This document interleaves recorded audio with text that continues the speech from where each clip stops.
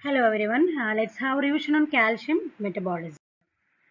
So the question from this topic is, what is the normal serum calcium level? Explain the mechanism by which calcium is regulated.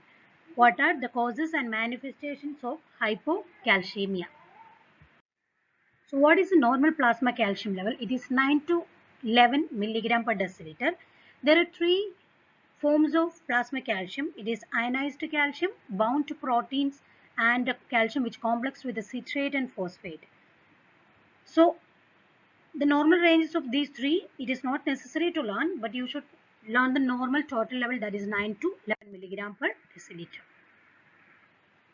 Now the regulation of plasma calcium level or homeostasis of plasma calcium, which is dependent on mainly three organs, that is bone, kidney and intestine, and three main hormones. They are PTH, parathyroid hormone, vitamin D and calcitonin. So the hormonal regulation mainly parathyroid hormone and vitamin D. These two are hypercalcemic in nature. Whenever the blood level of calcium get lower, these two will come into action and which will increase the blood calcium level. Then calcitonin, which is a hypocalcemic hormone. During hypercalcemic situation, calcitonin will help to lower the blood calcium level. So the major four processes which helps to regulate the blood calcium level are: number one, absorption of calcium from the intestine, mainly through the action of calcitriol, that is vitamin D. Reabsorption of calcium from kidney through the action of PTH and vitamin D. Demineralization of bone, mainly through the PTH, and it is usually facilitated by vitamin D. Then mineralization of bone through the action of calcitonin. Number one, the role of parathyroid hormone, which is usually secreted by PTH, that is parathyroid gland, in response to the drop in blood calcium level. It has mainly the function is maintained through three organs: bone, kidney and intestine. So on bone, this PTH, which helps to stimulate the mobilization of calcium and phosphate from bones by stimulating osteoclast activity. So this results in demineralization of bone, and uptake of calcium and phosphate by bone is decreased by PTH, resulting in an increase in blood calcium and phosphate level. So indirectly, through demineralization, it increases the blood calcium level. Action on kidney. In kidney, it increases the tubular reabsorption of calcium and decreases the renal excretion of calcium, so that it increases the blood calcium level. And action on intestine. In intestine, it is indirect. The action is not direct. It helps to the formation of calcitriol, that is active form of vitamin D. So calcitriol, which helps to increase the intestinal absorption of calcium. Role of vitamin D: absorption of calcium and phosphorus from the intestine by inducing the synthesis of cal binding, that is calcium binding protein, which is necessary for the absorption of calcium from intestine. So the reabsorption of calcium and phosphorus from kidney also done with the vitamin D.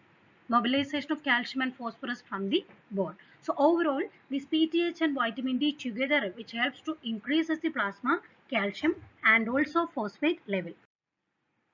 And the role of calcitonin. This calcitonin has opposite effect. That means which helps to decrease the blood calcium level. Its action is opposite to that of PTH on bone. It inhibits the calcium mobilization from bone and increases the bone calcification. That means it helps for the mineralization and increasing the osteoblast activity. In the kidney, it stimulates the excretion of calcium and phosphorus and decreasing the blood calcium level. So this figure which explains the overall regulation of calcium. So you must draw this figure for the hormonal or overall the homeostasis of calcium, which explain what happens when the fall in plasma calcium level, what happens when the plasma calcium level increases. Both what all we have discussed together only given this figure, you have to write in detail. Oh, sorry, you have to draw this figure. Now the meaning of hypocalcemia. Hypocalcemia is the low level of plasma calcium we know the normal level, it is 90 milligram per deciliter. So when the blood calcium level goes below 8.8 mg per deciliter, usually there won't be any symptom. But when the level goes below 8.5 milligram per deciliter, mild tremors occurs.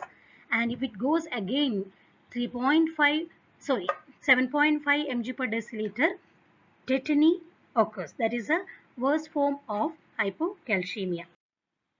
The causes of hypocalcemia: hypoparathyroidism, vitamin D deficiency, and renal disease. The commonest cause of hypoparathyroidism is usually neck surgery or due to the magnesium deficiency. And vitamin D deficiency can be due to dietary deficiency, malabsorption, or little exposure to the sunlight. All these leads to bone disorders, osteomalacia in adults, and rickets in children. And renal disease. The diseased kidney may not be able to synthesize vitamin D because one of the site for the activation of vitamin D is in kidney hydroxylation reaction. So that does not occur, and that leads to hypocalcemia because of the absence of calcitriol.